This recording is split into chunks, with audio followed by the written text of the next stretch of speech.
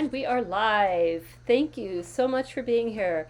I'm Tawdra Kandle, the Assistant Conference Director for the 37th Annual Novelists Inc. Conference, which will happen, yay, I know, right? Which will happen at St. Pete Beach, Florida from September 23rd through 26th this year.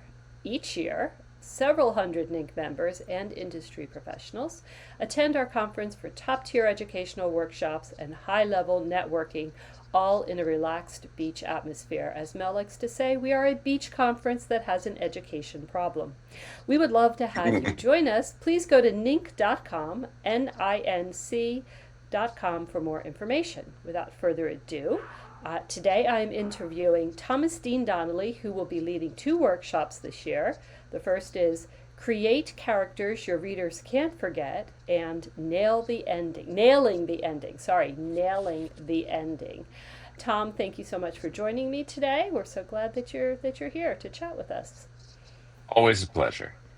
Tell us a little about your workshops and what exactly inspired you to teach these topics. So I'm relatively new to the novelist side of the writing business, right? Mm-hmm. I've been a professional screenwriter in Hollywood for 30 years. This is my 30th anniversary this Oh, extended year. congratulations. Thank you very much. I appreciate that very much. And because of that, when I came in, we had a Hollywood writer's strike about 2.5 years ago. And for 10 months, I wasn't allowed to write movies or television. And, I had two kids in college. That's bad timing for that. So I started writing novels and discovered the indie space in particular and was so welcomed that I wanted to give something back. They were giving me so much advice in terms of marketing and Facebook ads and everything you can imagine. And I wanted to give something back. And then I found out that craft is really my area of expertise. Even 5 years in Hollywood, you learn craft to a really extreme degree because you're pitching billionaires. You're pitching rooms with 20 executives sitting at a conference room table, and they've heard it all before. So how are you differentiating your story? How are you making it exceptional? And I got to say, with the advent of what's going on in AI right now, craft has become more and more important as we go on because it's going to be the differentiator. It The is. as AI gets better and better, AI writing is going to obliterate the minimal viable product methodology, right? It's gonna knock out the good theories, and but the great series are going to remain no matter what. So I'm going to be doing two talks. I'm going to talk about a deep character talk about the transformational arc. If you were to go to a Hollywood Oscar party and they have a pool where you're betting for who's going to win, my trick to you is look at all of the performances and look for which one has the biggest transformational arc, which character changes the most, and bet on that person to win the Academy Award for Best Actor and Best Actress. And 9 times out of 10, that's who's going to win, because those are the stories that really move the needle, that really just grab at your heartstring and don't let go. And a transformational arc is exactly what you want if you have a character that you want people to invest not only in one book, but in book after book after book and keep coming back. And it's not the easiest thing in the world to do because a truly transformational arc, human beings have a very complicated relationship with human change, right? If you said to somebody, do you believe that people change? You will get a huge variety of different responses, right? Some people will be like, of course, people change all the time. Other people are like, but do they really change? It's a very, because we've all been in that situation. We've all had New Year's resolutions where we're gonna do it this year. Here's where we're gonna do it, and we don't. Oh, and we've had loved ones that were just dying, begging them to change, and they don't. So having a transformational arc that feels believable, that feels real, that goes through those steps, that isn't too easy, that isn't too pat, is a real challenge. And so I have a system based on a lot of other screenwriters and writing gurus and things like that. And basically put together a whole bunch of their advice into kind of a unified field theory on how to create the perfect character change arc in a story. So that's the first one. Do you want me to just go into the second one? I feel like Yeah. I'm Oh, yeah. monologuing No, here. no, no. You're not. You're. I'm sitting wrapped. So go right ahead. Go on to the And then next the one. second talk I'm going to do is called the Eight Great Endings. Basically, here's one of my little secrets. When I finish a script at this level that I'm at now, luckily it doesn't go to readers, because if it Mm-hmm. goes to the readers of the studio, their predilection is to pass, is to say nope, don't like it. Yeah. Then they go to the creative executives, and the creative executives read it, and their predilection is still to pass. Mm-hmm. Then it goes to the vice president's level, and so on and so forth. And it's got to go through all these different levels. I'm at the level of my career. Fortunately, I've had a lot of success. It pretty much goes directly to the vice president level. But that means that on Monday morning, that vice president has had probably 5 to 8 scripts they've had to read over the weekend. And the other people that are at the vice president level, that's Aaron Sorkin. Mm-hmm. That's Akiva Goldsman. These are household names. And Yeah. I'm good, but I'm not sure I'm Aaron Sorkin good, right? But if you write the great ending, I mean, not good ending, but great ending, then guess what? The first thing, while they're driving into the studio to go to their meeting in the morning, they're thinking about your story. They're still thinking about your story, because endings are a force multiplier. They stick with us. They Yes. exist in our minds and in our lives long after we put the book down, long after we put the screenplay down, and they stay with us. And in the novel space, boy, oh boy, what does that do for your read through?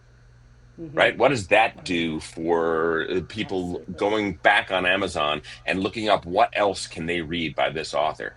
It's amazing. So I have got 8 of them. I've got 4 Ooh. twist endings and 4 payoff endings that are, by the way, it's not the only great endings that exist. There'll be more, but it gives you an idea of what a great ending can be.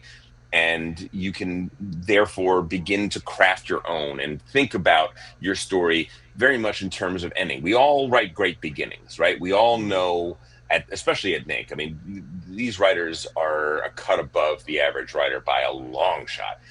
They know how to get people into a story really well. But even at NINC, even at a place like NINC, there's a lot of people that will not really nail that ending, and it's Mm-hmm. so key for developing that lifelong fan. Definitely, definitely. I'm thinking as you're talking about all the endings that have stuck with me for good and for not so good. All the ones that I have rewritten multiple times in my head that, that they would have been better if they had gone this way. And I'm also thinking of there's a quotation from Supernatural, not the last episode, but what I think they might have thought at the time was going to be the last, where Dean says, or no, it's not Dean saying it. He says, endings are hard. And it's something that I always think about when I'm writing a book and finishing it. So yeah, I'm very excited about this They and are hanging very on to hard, this. and when you have an ending that doesn't that people don't respond to, I give so Kyla Stone, the amazing post-apoc Mm-hmm. author, and now domestic thriller author. Um, I read one of her books. I read Edge of Collapse, and she ends on a cliffhanger that I was very mad at. I was very upset with. I was like, this is not an ending. This is not an Yeah. ending. No, no, no, no, no, no. You have to do. And I just, and every time I see her, I just complain about that book and about that ending. By the way, it's an amazing book. It's an Right. amazing book, and it's an amazing series. And the thing that I was annoyed about was that she was kind of forcing me to buy the next book, which, by the way, great business strategy. Get it? Okay. Yeah. That said, you might want to look at that. But yeah, I'm not here to talk about Kyla Stone, except to say that she is an absolutely exceptional writer who has an ending that I personally had a problem with there. Nobody else seems to have a problem with it. Maybe it's just me. But it was not the ending to a series. There was a book after it, right? Correct. Oh, Okay. many, Okay. many, many Many books books. Well after. then, Many yes, books after. yes. Now, yeah. Well, And I get and upset. listen, the cliffhanger ending is a valid ending, but you have to figure out how to give it a certain amount of finality and leave you wanting a more. Yeah, no, And definitely. yeah, which by the way Yeah, she does. I'm just yes. picking on her. We won't tell. So that being said, with all that fabulous craft information you're going to share with us and ideas and strategies, if you could choose one without giving any spoilers away, because we don't do spoilers in Ink, what's one practical tip or insight that attendees might expect to get from one or both of your workshops? That's a good question. Um, I'll go with the ending one. I believe that the best way to write a second act is to write it third. Oh, If okay. if you write the first act and then you write your third act and then you come back and write your second act, a lot of times a lot of the problems that come in that first draft go away Yeah, because agreed. you are writing the best ending without having to tie it into these things that you wrote in the messy middle and that we Mm-hmm. aren't sure about. Well, I don't even know if we're even going to keep that. But you're writing an ending that's already kind of compromised. If you write an Mm-hmm. end, just the perfect ending, divorced from the rest of the story, then the second act becomes way less messy, right? Because it's a lot of setups for the payoffs that you've already written. Yeah. And we'll be definitely talking about that, like, talking about different ways you can attack the ending instead of just going linearly through the story until you get there, and then sometimes we end up with the ending we didn't want, but we got stuck with, right? Right, right, right. Yeah. Oh, okay. Yeah, I like that. And I've actually done that. And that brings me a lot of relief because I actually love writing the very last chapters. And so to do that and then just have to like fit them together like jigsaw pieces, that's great. I'm a big fan of that. And I like that. Okay. So last year you joined us at NINC, and everybody who I spoke to only had said, oh, like you were one of their favorite people the entire conference. And we had just overwhelmingly positive feedback on your workshop. We had people saying, "Get this guy back." So, and that's Oh, high praise from wonderful. NINC attendees. Yeah. So, what are you most looking forward to about being back at NINC this year? I gotta tell you, I've only been to NINC once, but Mm-hmm. before I had gone, I've spoke at Author Nation, and Mm-hmm. I'm speaking at the self-publishing show in London later on this year. I was Mm-hmm. at Ireland's publishing show, and everywhere I go, when I talk to the writers that I really respect about what conferences they go to, the one they keep raving about again and again and again is NINC. And I think what it Okay. is that most conferences, some of the best material you're going to get is not necessarily in the talks themselves, but it's the conversations after the talks, usually inspired by the talks, but the conversations that you have after. And man, oh man, having been there last year, there is no place I would rather be having those talks after the talk than NINC. Going to the tiki bar, sitting back, relaxing. There is a vibe that you guys have set, and there is a level of author that attends that is so high level and so dialed in, but at the same time in a relaxed setting that I just feel like I get the best information at NINC. At NINC, the last year I got so many great tips and great tidbits because there was that combination of easy familiarity and high level writers. Oh, that's fabulous. And your check, for giving us that nice testimonial will be in the mail. So, I no, mean, I tell everybody, I say, Nick, I you gotta go. appreciate it. Yeah, I appreciate it. I just, you were such a great energy at Mosh last year.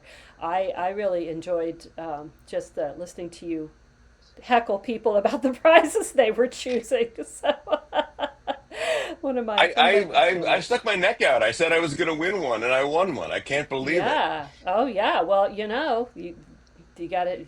lucky one year, we're going to count on you to be lucky again this year. So, We'll see. yeah. Look, screenwriters have to be more extroverted than most other writers, right? Because Okay. it's a relationship business, it's a pitching business. Yeah. You have to be able to glad hand, you have to be able to make friends, you have to be able to work with actors and with directors and with studio heads and with producers, and you learn how to schmooze and to get along with people. And I love going to writers' conferences because writers are my favorite people in the world, bar none. And they just need the tiniest shove to bring them out of their reserved nature. And when they do, Sure. watch out. They're just, they're wild, wild people. And I'd love to be that catalyst to be able to do that. It's one of my favorite things. That little shove accompanied by a drink at the tiki bar, and it's all over. It's done. They'll never stop. Exactly. So, well, we appreciate it. We are so happy you're coming back this year. It was like that was such an easy ask, and we were all excited that you could join us. So between let's I'm assuming that most people met you last year, saw you last year, but we have some new members and some new attendees.